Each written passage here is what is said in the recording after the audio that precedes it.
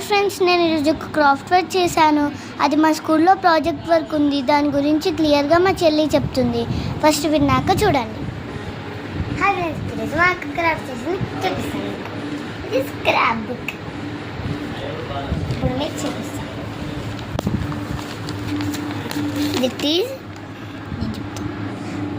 ఇదేమో weaver bird there NEFT.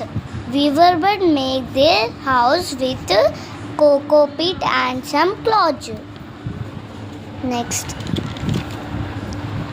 Tyler bird, their nest. Tyler bird make their house with leaves and thread.